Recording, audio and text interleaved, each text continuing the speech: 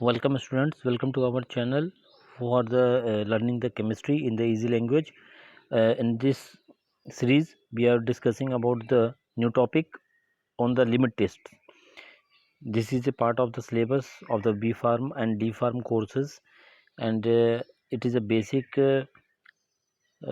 topic for the pharmacy students, which is having the importance in the pharmaceutical industries too. ये जो topic है आपका pharmaceutical industries में भी इसकी इंपॉर्टेंस है और बहुत ज़्यादा ये इंपॉर्टेंट है।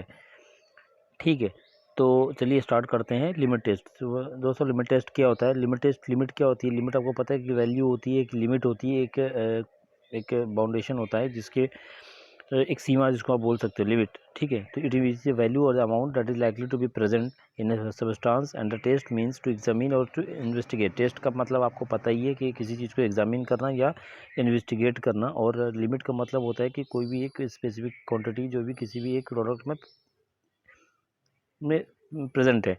तो लिमिट टेस्ट का डेफिनेशन अगर हम जनरली डिफाइन करना चाहें तो limit test is nothing but to identify the impurities in the substance and compare it with the standard. हमें इम्प्योरिटीज़ को आइडेंटिफाई करना है और स्टैंडर्ड से कंपेयर करना है कि ये गिवन सैंपल में हमारा एक इम्प्योरिटी कितनी प्रेजेंट है। ठीक है, और जनरली अगर लिमिट टेस्ट को डिफाइन कर सकते हैं तो इसको इस तरह से डिफाइन कर सकते हैं, इट इज़ ए क्वांटिटेटिव और semi quantitative test designed to identify and control small quantities of the impurities which is likely to be present in the substance में कोई किसी भी एक पर्टिकुलर एक मटेरियल या कंपाउंड या सब्सटेंस किसी भी दूसरे कंपाउंड में जो भी प्रेजेंट है, एक वेरी स्मॉल या minute quantity that is to be specified, whose limit is to be specified, that is known as limit test. मतलब किसी भी पर्टिकुलर कंपाउंड में एक दूसरा कंपाउंड अगर प्रेजेंट है किसी भी एक क्वांटिटी में, ट्रेसेबल क्वांटिटी में, ठीक है, और जो कि और उस कंपाउंड की एक लिमिटेशन है कि उससे ज़्यादा उसमें वो कंपाउंड जो मटेरियल है ये इम्प्योरिटीज़ है प्रेजेंट नहीं होना चाहिए in the form of impurities और एनीथिंग एल्स। ठीक, तो उस चीज़ को डिटरमाइन करने के लिए टेस्ट हम कैरी आउट करते हैं, उसको हम बोलते हैं लिमिट टेस्ट। ठीक है, लिमिट टेस्ट जनरली जो है हम इनऑर्गेनिक कंपाउंड्स के लिए कैरी आउट करते हैं। Limit test generally carried out to determine the inorganic impurities present in the compound. Now इसी सीरीज में जो है हम सबसे पहले लिमिट टेस्ट और फॉर क्लोराइड्स का डिस्कस करेंगे ओनली। तो क्लोराइड जिस कंपाउंड में क्लोराइड प्रेजेंट होता है एज एन इम्प्योरिटी, तो उसका कंपाउंड में हम लगाते हैं लिमिट टेस्ट फॉर क्लोराइड्स। तो हम जो टेस्ट लगाएंगे लिमिट टेस्ट लगाएंगे क्लोराइड के लिए। तो इसके लिए बेसिक प्रिंसिपल क्या है कि सबसे पहले तो ये जो limit test for the chloride है इसको डिज़ाइन किया गया क्लोराइड की इम्प्योरिटी किसी भी सब्सटेंस में गिवन सैंपल में क्लोराइड की इम्प्योरिटी को डिटरमाइन करने के लिए। ठीक है, तो ये जो limit test for the chlorides is based on the principle of the measurement of the opalescence और the turbidity produced in the known amount of the substance by addition of the reagent and comparing with the standard turbidity और opulsion। ठीक है, तो इसका जो basic principle क्या है कि इसमें हमें टर्बिडिटी को प्रोड्यूस करानी है और स्टैंडर्ड से देन कंपेयर करना है। यदि हमारी टर्बिडिटी जो है सैंपल की टर्बिडिटी जो है स्टैंडर्ड सॉल्यूशन से यदि ज़्यादा आती है, that means the sample fails the limit test for the chlorides. और यदि जो हमारी टर्बिडिटी है सैंपल की टर्बिडिटी है स्टैंडर्ड की टर्बिडिटी से यदि कम आती है, that means the sample passes the limit test for the chlorides. तो यही प्रिंसिपल हमें दूसरे लिमिट टेस्ट में भी अप्लाई करनी है। तो इसका जो बेसिक प्रिंसिपल है it is based on the reaction of the soluble chlorides ions with the silver nitrate solution reagent in the nitric acid media। तो इसमें क्या है कि हमारा जो सोल्यूबल सैंपल में सोल्यूबल क्लोराइड जो प्रेजेंट है उसका जब हम उस सैंपल का रिएक्शन कराएंगे सिल्वर नाइट्रेट के साथ और उसमें जब हम डाइल्यूट नाइट्रिक एसिड हम ऐड करेंगे तो उस ठीक है, तो उसकी वजह से क्या होगा सिल्वर नाइट्रेट का सिल्वर क्लोराइड का प्रेसिपिटेट आपका बनेगा और सोल्यूबल नाइट्रेट बनेगा। ठीक है, ये जो आप देखिएगा ये जो हमारा ये क्लोराइड ये सॉल्युबल फॉर्म में रहता है। ठीक है, एग्जांपल के लिए NaCl है, उसको जब हम ट्रीटमेंट करेंगे AgNO3 सिल्वर नाइट्रेट, तो सिल्वर नाइट्रेट के साथ हम ट्रीट करेंगे और उसके साथ हम जो है डाइल्यूट नाइट्रिक एसिड हम ऐड करेंगे तो हमें क्या मिलेगा सिल्वर क्लोराइड प्रेसिपिटेट। ये जो प्रेसिपिटेट का चिन्ह है ये सिंबल है जो हम डाउन एरो करके दिखाते हैं, हम आपको आगे वाली स्लाइड में आपको देखने को मिलेगा। और ये जो नाइट्रेट है ये सोल्युबलाइज फॉर्म में रहता है, इसके लिए कोई प्रॉब्लम नहीं है। ओके, नाउ नेक्स्ट अगर हम इसकी प्रिंसिपल की डायरेक्टली बात करें तो लिमिट टेस्ट आप इसको ऐसे मेंशन कर सकते हो अपने एग्जामिनेशन में। Limit test for the chloride is based on the reaction of the soluble chlorides with the silver nitrate in the presence of the dilute nitric acid to form the silver chloride precipitate which appears as a turbidity opalescent. ये जो dilute nitric acid जैसे हम इसमें add करेंगे तो उसमें क्या होगा, सिल्वर क्लोराइड का प्रेसिपिटेट बन जाएगा, ठीक है वो, या सिल्वर क्लोराइड के साथ रिएक्ट करने के बाद क्या है, ये एक टर्बिडिटी opalescent प्रोड्यूस होने लगेगा, ठीक है। तो ये सॉल्युबल क्लोराइड आयन है Cl माइनस और AgNO3 हो गया, डाइल्यूट HNO3 हो गया और सिल्वर क्लोराइड हो गया, ठीक है। और ना रीजन्स, नाइट्रिक एसिड को अगर हम ऐड करने का तो क्या क्या रीजन्स होते हैं कि नाइट्रिक एसिड को हम रिएजेंट को ऐड करते हैं। Nitric acid is added in the limit test for the chloride to make the solution acidic and helps silver chloride precipitate to make the solution turbid at the end of the process या reaction. तो nitric acid डालने का जो main purpose है वो क्या है कि सॉल्यूशन को, जो भी हमारा सैंपल सॉल्यूशन है उसको एसिडिक बनाना है ताकि जो है हमारा सिल्वर क्लोराइड का जो है प्रेसिपिटेट बन सके। एंड सेकंड जो रीज़न, एक और रीज़न है इसमें कि जो उसके अलावा क्योंकि हम लिमिटेड से क्लोराइड का कर रहे हैं तो उसके अलावा और भी इम्प्योरिटी सैंपल में प्रेजेंट हो सकती है, तो इस रिएक्शन की वजह से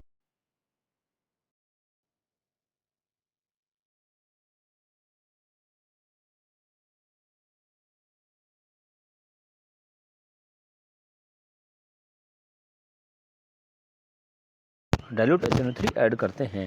तो ठीक है, तो यहाँ पर देखिए मेंशन भी कर रखा हमने, dilute nitric acid is added to prevent the precipitation of the other radicals such as the phosphate, sulfate, etc. with the silver nitrate solution. Now, thus in the presence of the nitric acid, only the chloride gets precipitated. ठीक है, अब ये जो turbidity हमारी आएगी इसको हमें standard की जो टर्बिडिटी है उससे कंपेयर करनी है, उससे उसको मिलान करना है। यदि हमारी जो टर्बिडिटी है स्टैंडर्ड की अगर हमारी ज़्यादा है और टेस्ट की कम पाई जाती है तो इसका मतलब ये होगा कि हमारा जो सैंपल है, जो गिवन सैंपल है, जब आपको सैंपल प्रोवाइड किया है वो क्लोराइड का लिमिट टेस्ट को पास करता है, यानी टेस्ट इज सक्सेसफुल, यानी उसमें जो क्लोराइड की जो क्वान्टिटी है वो with in specified limit present है, यानी एक एक्सेप्टेबल लिमिट में प्रेजेंट है। और यदि ये जो टर्बिडिटी ज़्यादा आती है स्टैंडर्ड से तो इसका मतलब है कि जो क्लोराइड की जो एज एन इम्प्योरिटी जो क्लोराइड उसमें आयन प्रेजेंट है वो अनएक्सेप्टेबल है, क्योंकि वो लिमिट से ज़्यादा है, हमें उसमें क्लोराइड को रिड्यूस करना पड़ेगा ना। ये हमने अब देख लिया। अब ये प्रिंसिपल रिएक्शन है, अब देखिएगा ये यहाँ पर, ये अभी आपकी प्रिंसिपल रिएक्शन है ये हमारा, ये देखिए NaCl हमने यहाँ पर लिया था NaCl, ठीक है, और ये AgNO3 हमने लिया था, ठीक है, ये डाइल्यूट HNO3 है। ये कैसे कैसे रिएक्शन हो रहा है ये आप देखिएगा। तो Ag, ये जो Ag है ये AgCl बन गया, ठीक है, ये हमारा NaNO3 बन गया यहाँ पर, ठीक है, ये आपको कन्फ्यूज़न हो रहा है, 1 मिनट, देखो ये AgCl बन गया आपका, ठीक है, ये आपका AgCl बना, ठीक, ये पे प्रेसिपिटेट हो गया। उसके बाद जो है हम आपका अगेन नेक्स्ट आपका होगा Na ये बन गया आपका NaNO3 बन गया, सोडियम नाइट्रेट बन गया, ठीक है। तो ये आपके कंपाउंड ये बन गए यहाँ पर, ठीक है। तो ये जो सिल्वर क्लोराइड प्रेसिपिटेट ये आपने प्रैक्टिकल में किया भी था, ये आप देख लो। ये जो टेस्ट ट्यूब है इसको हम बोलते हैं नेस्लर सिलेंडर।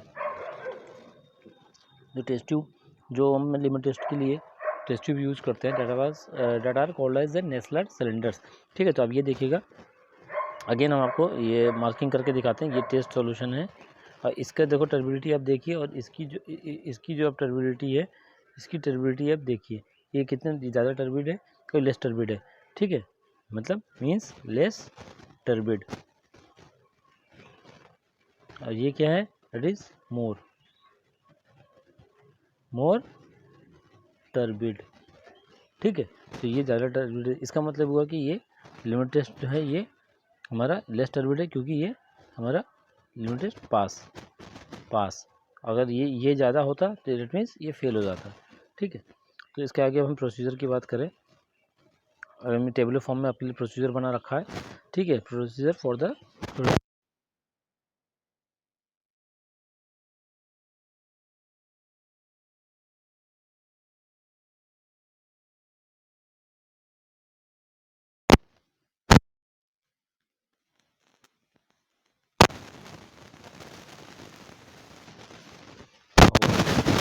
वाटर में डिजॉल्व और डिजॉल्व जैसे भी हम या नेशनल जो फार्माकोपिया है IPA हम उसको रेफर करेंगे और नेशनल सिलेंडर उसके अकॉर्डिंगली जो भी जैसे भी मेथड दिया उसमें अंदर डिस्टिल वाटर ऐड करेंगे।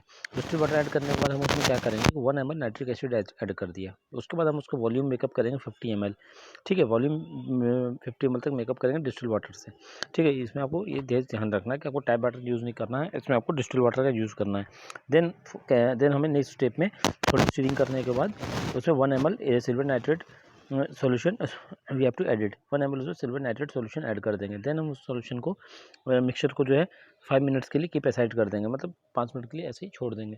उसको छोड़ने के बाद हम उसकी टर्बिडिटी को ऑब्जर्व करेंगे। Now next method we have taken another test tube Nessler cylinder, उसमें हम 1 ml मिलाएंगे 0.05845% weight by volume of solution sodium chloride in the Nessler cylinder.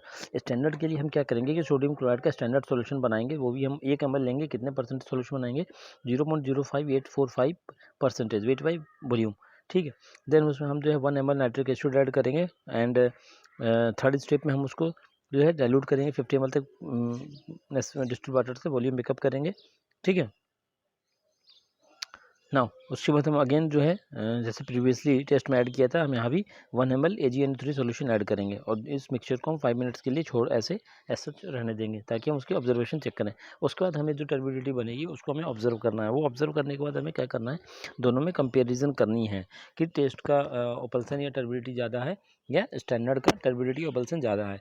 यदि टेस्ट की ज़्यादा आती है तो that means we have a chloride content of the given sample is more than the specified limit and the sample fails the limit test for the chloride। and second option है कि यदि हमारा sample turbidity जो sample की turbidity है वो हमारी एक स्टैंडर्ड से रिड्यूस आती है, कम आती है, तो that means the sample contains the chloride content of the sample is within the specified limit as per the pharmacopoeia and the sample passes the limit test for the chloride। तो ये हमारा chloride का limit test है। इस तरह से हम chloride के इम्प्योरिटी को डिटरमाइन कर सकते हैं कि क्लोराइड हमारा गिवन सैंपल में कितने मात्रा में प्रेजेंट है, कितने क्वांटिटी में प्रेजेंट है।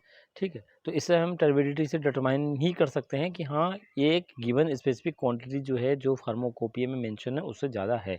तो इसके लिए हम इसको रेक्टिफिकेशन स्टेप्स उठा सकते हैं, फिल्ट्रेशन मेथड यूज़ कर सकते हैं और जो क्लोराइड कंटेंट है सैंपल से या जो भी मटेरियल को हमको बना रहा है उसमें हम रिड्यूस कर सकते हैं। तो ये रहा आपके लिए क्लोराइड का लिमिट टेस्ट। अगर आपको कोई डाउट हो तो प्लीज़ कमेंट बॉक्स में मैसेज करिए। फिर मिलेंगे दूसरे वीडियो के साथ, तब तक के लिए थैंक यू।